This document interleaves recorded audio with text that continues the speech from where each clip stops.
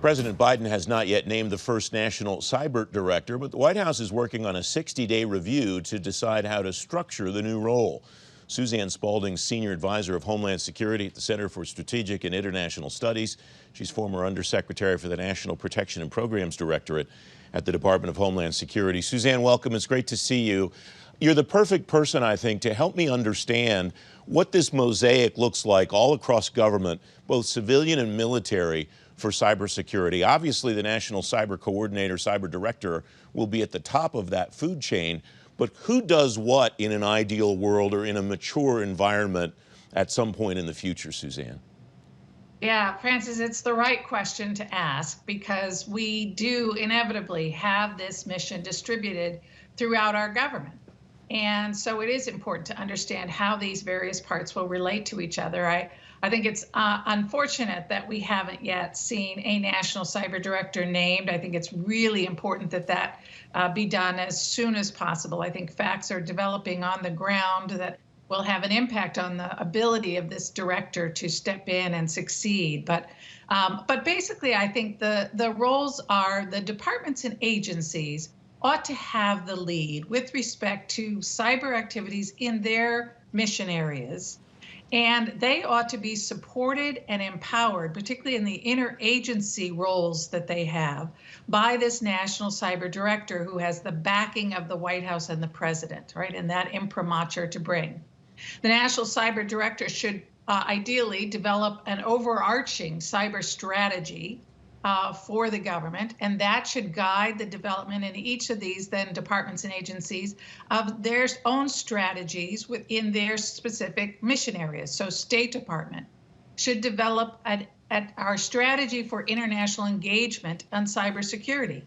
That doesn't mean State Department does all of those international activities, right? They have to do this in coordination with all of the other departments and agencies that have very important international activities going on.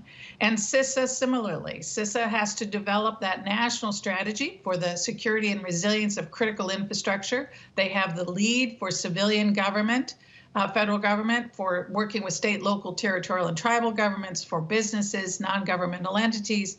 They have important technical exchanges they do internationally. So we can walk through each of the departments and agencies, but they each have important roles that include interagency coordination, and the cyber director needs to empower them to do that. Is one model on the civilian side, Suzanne, for example, the CSIS office at the Energy Department that interacts with energy providers grid across the country? Is that the kind of model that you're referring to when you think about each agency having autonomy and kind of turf in its particular area of mission?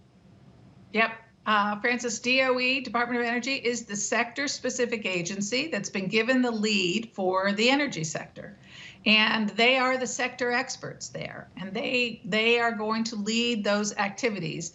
CISA is going to, the Cybersecurity and Infrastructure Security Agency at DHS is going to support them by providing overall guidance, by providing some technical expertise, but importantly, by providing analysis about interdependencies, how the energy sector relates to financial sector and the transportation sector, and those dependencies between those sectors. That is a really important kind of analysis that CISA, with its overarching expertise, can bring to bear to help Department of Energy. Department of Treasury is another one. They're the lead for the financial services sector. So that's exactly right. Do you expect to see the National Cyber Director have a voice or have some level of autonomy regarding military cyber efforts too? For example, General Nakasone report to this person, or interact with this person? Not as envisioned by either the Cyberspace Solarium Commission, on which I served, or more importantly, really, by Congress, who enacted the legislation to create the National Cyber Director. The Title 10, which is the military activities, shorthand for that, and Title 50, which is shorthand for the intelligence activities, will still fall under the purview of the National Security Council. And this National Cybersecurity Director sits next to, but outside of, the National Security Council.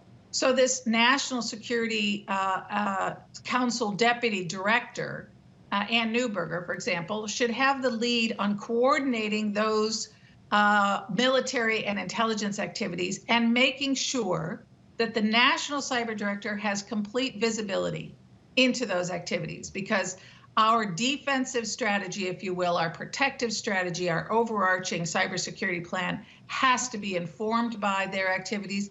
And frankly, their activities have to be taking into account all of the equities, for example, of the private sector and civilian government agencies, and an understanding of what those plans and capabilities are. We can't have stovepipes built around those two sets of activities. That visibility word that you used, Suzanne, was the one I was going to ask you. Since those two people are sitting next to each other, does each have visibility into what the other person is doing? It sounds like that's critical in your view.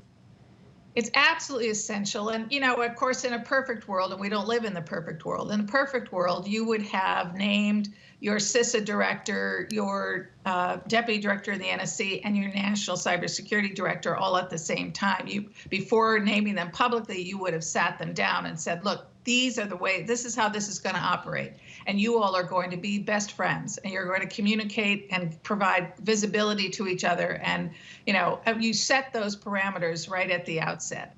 I do think that will be an important task for the president, for his chief of staff, for the leadership there, to make it very clear that these folks have to provide visibility to each other across the interagency.